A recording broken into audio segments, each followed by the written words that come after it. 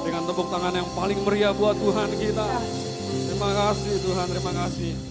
Terima kasih untuk kesempatan hari ini Tuhan, kalau kami boleh duduk diam, menaikkan pujian-pujian kami, kiranya itu menjadi dupa yang harum di hadapan Tuhan.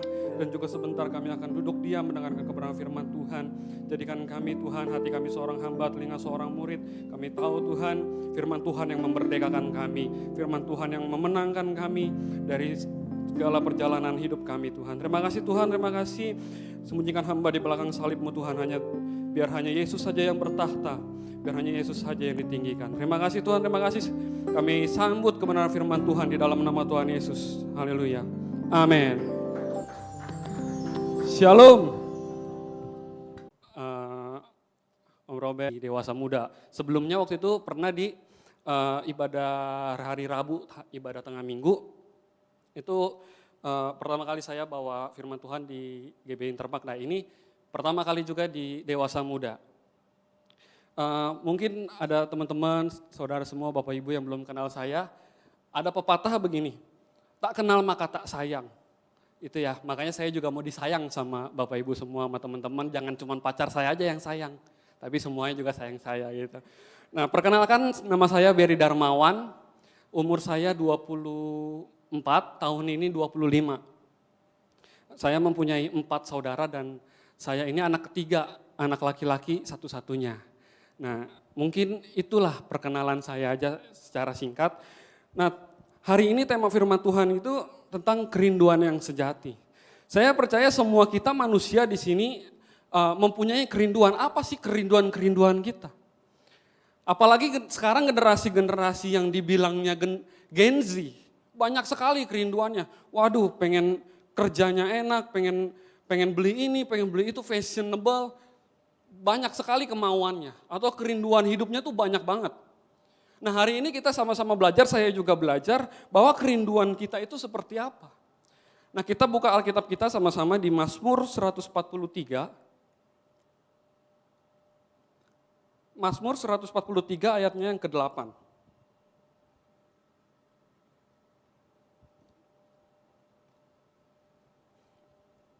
Saya bacakan untuk kita semua ya.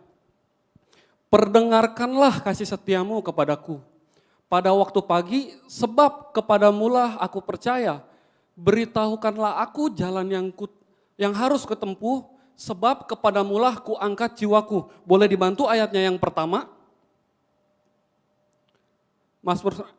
Mazmur Daud, ya Tuhan dengarkanlah doaku, berikanlah telinga kepada permohonanku, jawablah aku dalam kesetiaanmu, demi keadilanmu. Nah Bapak Ibu teman-teman semua, hari ini kita belajar bahwa kerinduan yang sejati itu yang pertama, kerinduan komunikasi. Mungkin kita lihat di ayatnya yang pertama, itu Daud berseru sama Tuhan, dia minta didengar sama Tuhan. Dia minta doanya didengar, minta dijawab. Nah kayak kita hidup berumah tangga atau kita hidup berpasangan, kita berpacaran, mungkin ketika kita berantem sama pasangan nih contohnya, diem-dieman, enak gak begitu? Ini yang punya pacaran, yang lagi pacaran kita kalau diem. Nah kalau saya kalau lagi kesel gitu ya, namanya kita manusia nih pacaran gitu ya. Kadang-kadang kalau lagi kesel bawaannya lebih baik diem aja. Nah kadang-kala kalau kita didiemin atau dicuekin itu rasanya benar-benar gak enak.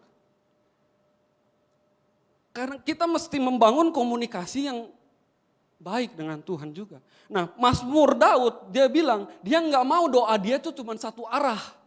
Kalau kita kebanyakan doa satu arah, maunya Tuhan yang dengar kita terus. Tuhan yang mau jawab kita terus. Tapi seringkali juga Tuhan serasa diem gitu. Kita ngerasa kadang-kala ketika kita berdoa sering, Senin sampai Minggu kita berdoa rajin, tapi kok rasanya Tuhan nggak pernah jawab doa kita. Rasanya kok Tuhan nggak pernah ngabulin doa kita. Makanya di sini di Mazmur 143 ini Daud minta sama Tuhan, Tuhan berikanlah telingamu kepada permohonanku. Tuhan bukannya nggak dengar, Tuhan dengar. Tapi seringkali kadang-kala Tuhan diem. Karena mungkin kita kadang-kala kita datang sama Tuhan ketika lagi ada maunya. Ketika kita lagi ada masalah, kita baru datang ke Tuhan. Ketika kita lagi ada masalah persoalan, kita baru datang. Ketika kita lagi punya keinginan, kita baru datang. Seringkali makanya juga kita merasa Tuhan diem. Tapi saya percaya Tuhan akan menjawab semua doa dan permohonan kita tepat pada waktunya ketika kita butuh. Nah, ada satu cerita begini. Ada satu anak, ini anak kurang lebih kelas 2 SMA. Kelas 2 SMA, dia ini dari kelas 1 SMA, masuk kelas 1 SMA. Dia ini males-males, sekolah males-males. Maunya main sama teman-temannya, main mabar, terus dia pergi kemana, jalan-jalan, nonton segala macam. Ini anaknya pengen nggak mau diatur gitu. Maunya hidup bebas. Sampai satu kali anak ini bilang sama orang tuanya, "Pak, sekarang ini aja." Dia mengadakan negosiasi. "Saya ini mau bebas. Papa nggak usah atur-atur saya lah. Saya ini mau hidup bebas." Papanya cuma bilang begini, "Ya udah, terserah. Terserah kamu aja." Nah, akhirnya singkat cerita, dia ini dibebaskan sama orang tuanya. Dia mau apapun dibebaskan. Ada satu kali temennya jemput dia sekolah yang biasa bareng sekolah.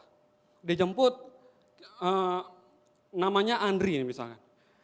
"Andri, ayo kita sekolah yuk."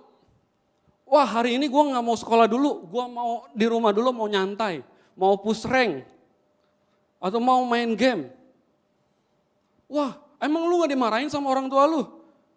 "Enggak, gue udah bebas sekarang. Sekarang orang tua gue nih nurutin apa yang gue mau." Nah, akhirnya temennya ini jalan sekolah. Akhirnya waktu berlalu begitu saja, waktu berlalu begitu cepat. Dia nih sekolah jarang-jarang, dia ketinggalan pelajaran dan sampai akhirnya waktu ujian tengah semester, gurunya bilang sama orang tuanya waktu pengambilan rapot tengah semester, "Andri ini Bu, kalau dia nilainya seperti ini terus, dia bisa terancam gak naik kelas. Dia ini bisa tinggal kelas, dia gak bisa naik ke kelas 3. Makanya dia mesti perbaiki nilainya di semester 2. Nah, akhirnya orang tuanya balik ke rumah, dia juga gak bilang apa-apa sama anaknya. Tapi anaknya mulai merasa jenuh dengan kehidupan kebebasan dia. Dia merasa jenuh dengan kebiasaan yang dia lakukan di rumah aja, main game, nongkrong, kayaknya gak ada something yang dia dapat dari hidup kebebasan yang dia lakukan di rumah, di luar sama teman-temannya. Dia pergi ke klub malam, dia pergi nongkrong ke kafe ini, ke mana. Dia merasa kosong hidupnya. Akhirnya dia coba sekolah. Biar dia ketemu teman-temannya banyak di sekolah. Dia coba sekolah di semester 2 dia mulai coba belajar. Tapi karena dia ketinggalan pelajarannya jauh, dia ini dapat ranking di paling terakhir. Ranking paling bawah. Dia merasa malu. Dia itu hampir saja tidak naik kelas. Nah, akhirnya singkat cerita masuk kelas 3, dia mulai belajar, benar-benar dia mulai belajar. Dia minta les sama orang tuanya, dikasih. Tapi orang tuanya gak mau berkomunikasi karena anak ini maunya bebas. Tapi apa yang anaknya mau diturutin sama orang tuanya. Nah, akhirnya dia mengejar nih di kelas 3, semester 1, semester 2. Dia itu di semester 1 masuk 10 besar di sekolahnya. Di kelasnya dia khususnya.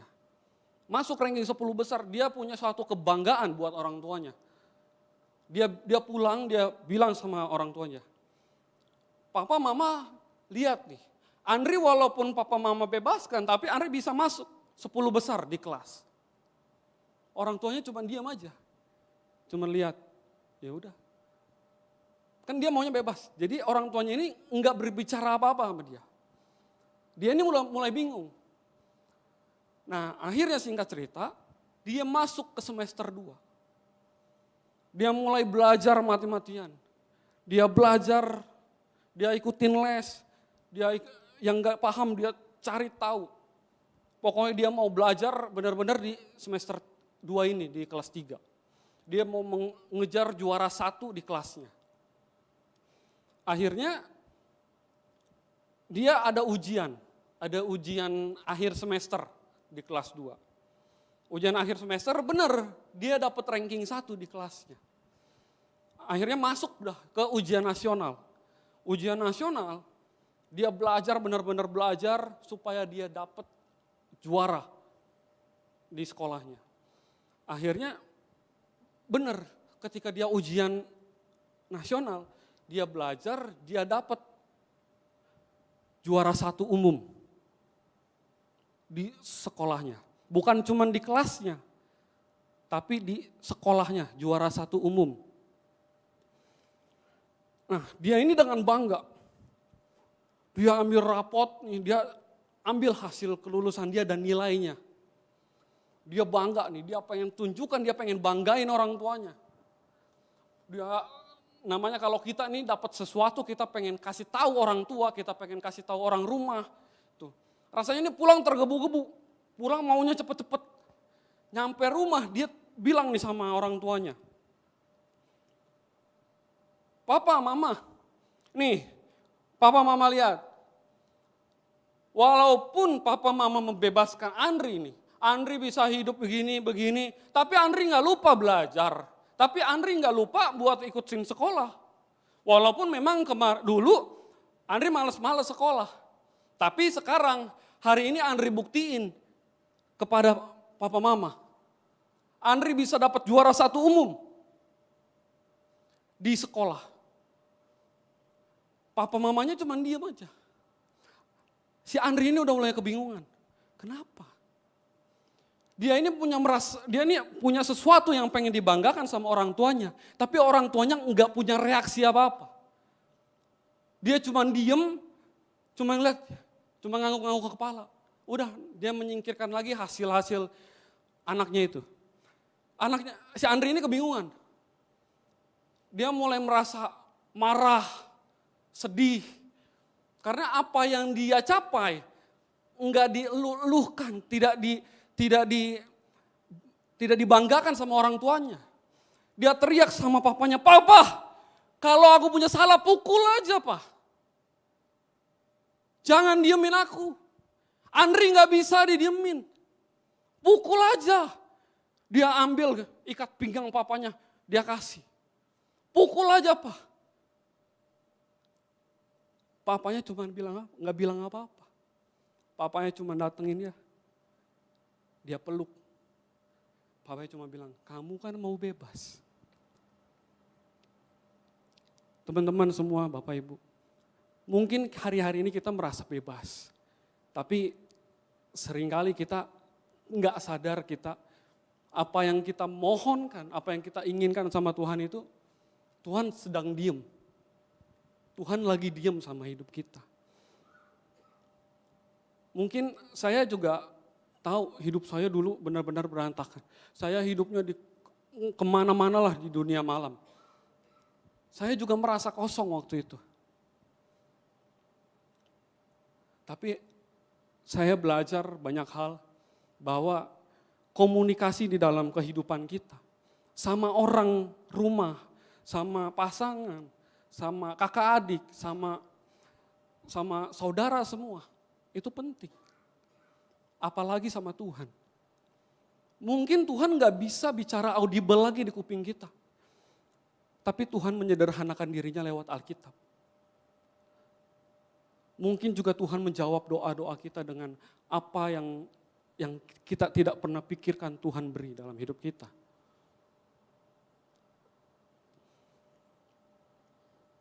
Makanya saya belajar begini. Ketika kita tidak lagi mendengarkan Tuhan, kita enggak lagi berjalan di dalam tracknya Tuhan. Kita tuh sebagai kereta. Teman-teman tahu kereta, Bapak Ibu tahu kereta? Kereta itu punya jalannya sendiri kan? Dia bisa enggak jalan di jalan tol? Dia bisa enggak jalan di jalan aspal? Dia enggak bisa jalan di jalan aspal. Jalan di jalan tol enggak bisa. Dia itu punya tracknya sendiri.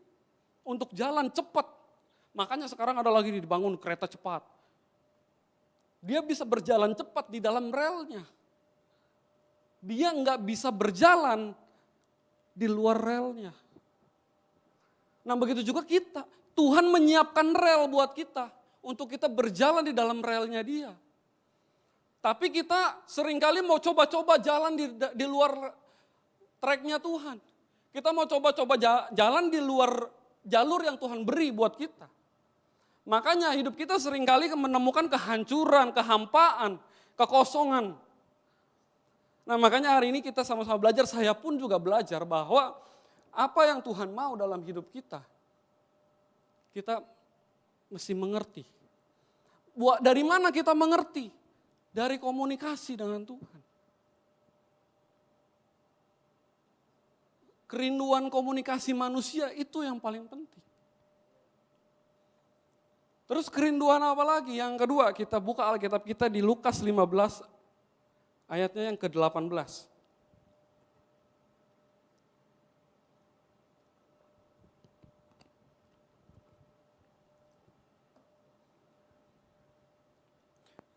Yang kedua ini kerinduan pengampunan. Siapa yang hari ini kita rindu diampuni? Kita semua, saya percaya kita semua sudah diampuni. Makanya kita sama-sama kita baca Alkitab kita di Lukas 15 ayat yang ke-18 sampai yang ke-22. Kita baca bergantian, saya yang genap, saudara semua yang ganjil ya. Oke, saya baca dari Lukas 15 ayat yang ke-18. Aku akan bangkit dan pergi kepada Bapakku dan berkata kepadanya, Bapa, aku telah berdosa terhadap sorga dan terhadap Bapa. Ayat yang ke-19.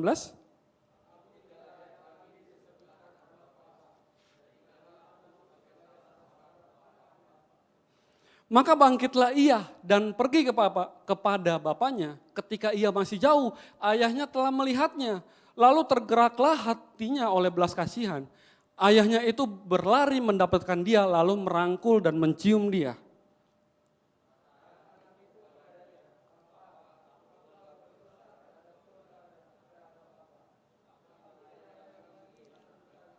Ayat 22 kita baca bersama-sama, 3-2.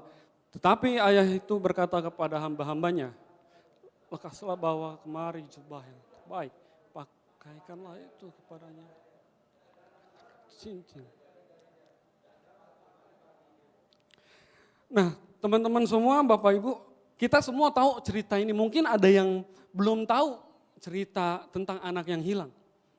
Nah jadi ada seorang anak orang kaya nih. Dia minta warisan, bapaknya udah bilang, udah kamu di sini aja, udah enak kok ada semuanya. Tapi anaknya ini mau hidup bebas, dia mau hidup dengan harta orang tuanya. Dia minta, akhirnya dikasih sama orang tuanya. Dia pergi ke negeri seberang, dia menghambur-hamburkan harta orang tuanya. Sampai singkat cerita dia kelaparan sendiri, harta orang tuanya itu udah habis. Saking laparnya dia udah mau makan makanan babi. Nah, dia kepikiran, wah sampai sebegininya saya hidup. Padahal di rumah bapakku, di rumah ayahku semuanya saya mau ada. Semua yang saya ingin di sana ada. Tapi saya harus merasakan seperti ini. Akhirnya dia berpikir kembali di ayat 18, dia pengen pulang kepada bapaknya. Nah, di ayat yang ke-20, bapaknya itu melihat dia dari jauh. Dia enggak menolak anaknya. Tapi dia berlari, dia dapatin anaknya, dia peluk, dia cium anaknya. Bapaknya tahu anaknya salah. Bapaknya tahu anaknya enggak dengerin dia. Anaknya ancur-ancuran hidupnya. Tetapi ketika anaknya datang kembali, tetap diterima sama orang tuanya. Saya teringat dengan dulu waktu saya kecil teman-teman. Saya itu suka banget Power Ranger. Tahu ya, ada yang tahu Power Ranger? Tahu Power Ranger? Saya tuh suka banget sama Power Ranger. Saya sampai punya jamnya tuh yang buat berubah jadi Power Ranger. Jadi saya tuh dulu berpikir kalau saya punya jam itu saya bisa berubah jadi Power Ranger. Tapi ternyata enggak. Tetap mesti beli bajunya segala macam ribet. Nah akhirnya singkat cerita di pasar Dulu nih saya ikut mama saya ke pasar, ada nih orang-orang yang jualan VCD. Tahu ya di pasar ada yang jual-jual VCD, terus dia lagi setel apa gitu. Nah kebetulan waktu saya ikut mama saya ke pasar, itu tukang VCD itu lagi setel Power Ranger. Nah saya nonton, mama saya lagi ke tukang sayur apa tukang panci itu, saya nonton, saya agak ngejauh nih dari mama saya ke toko sebelah. Saya ke toko sebelah, saya nonton Power Ranger. Lagi masih kecil tuh, nonton seru Power Ranger. Masih belum berantem nih, baru nyusun strategi buat berantem lawan monster. Saya nengok mama saya masih ada. Saya nonton lagi, serius nonton, nengok lagi masih ada. Nonton lagi, nengok lagi masih ada. Pas tiba waktunya Power Ranger itu berantem nih sama monsternya. Kalau anak-anak itu kan langsung seru tuh nonton, wah Power Ranger-nya berantem nih. Jadi nontonnya kelamaan. Sampai berantem-berantemnya itu selesai, Power Ranger-nya menang, saya nengok, mama saya udah gak ada. Dari situ saya mulai panik. Waduh, kemana nih mama saya? Saya mulai datangin lagi tokonya, saya cari mama saya di mana. Saya celingak, saya tengok-tengok, di mana nih mama saya? Saya mulai teriak-teriak mau nangis. Tahu Bapak Ibu tahu ya anak kecil teriak-teriak mau nangis tapi belum nangis gitu. Saya itu mau nangis tapi malu. Saya teriak-teriak cariin mama saya di mana. Saya teriak mami gitu.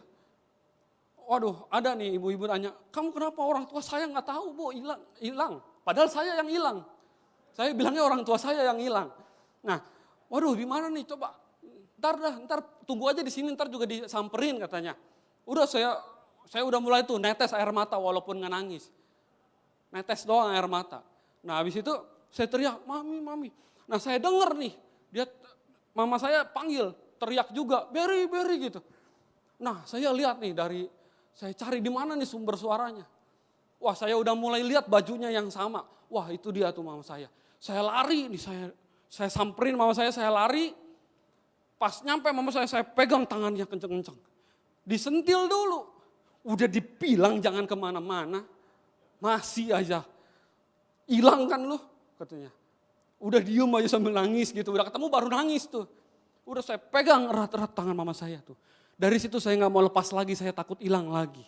Nah makanya juga dari sini saya belajar. Bahwa ketika saya diampuni, saya pegang erat-erat tangan Tuhan. Saya gak mau lari lagi. Saya gak mau lari lagi menjauh daripada Tuhan.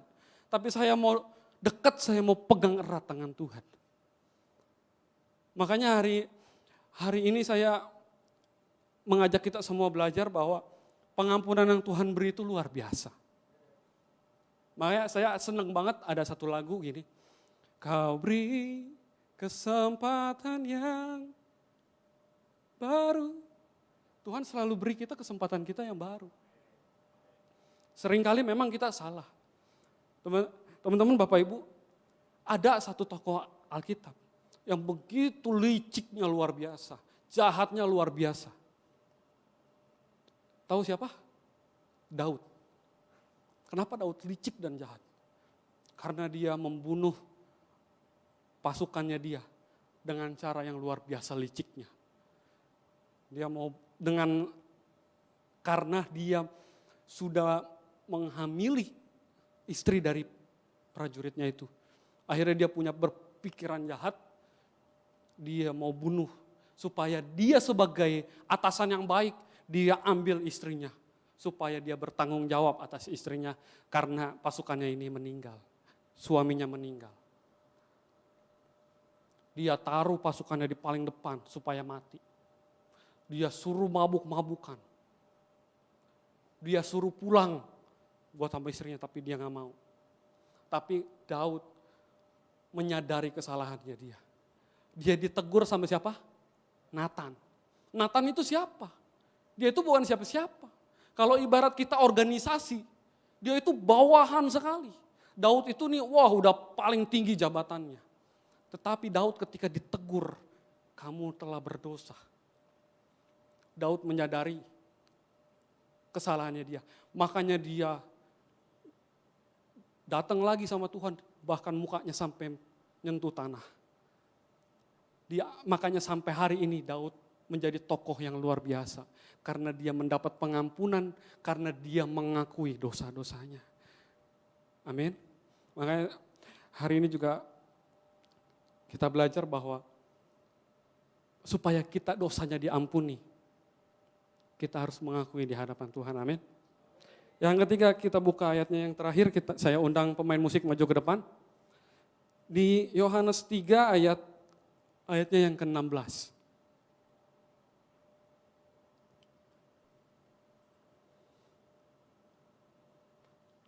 Bapak Ibu teman-teman, siapa yang hari ini rindu diselamatkan?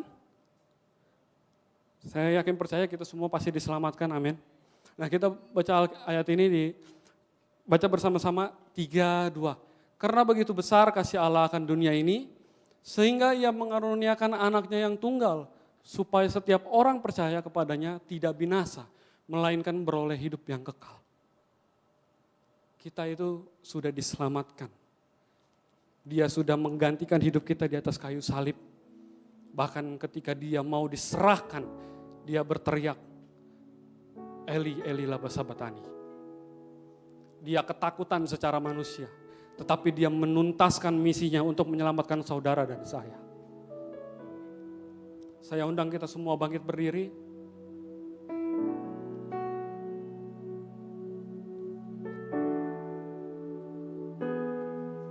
Mungkin dari firman Tuhan yang singkat ini saya percaya kita semua dapat diteguhkan lagi.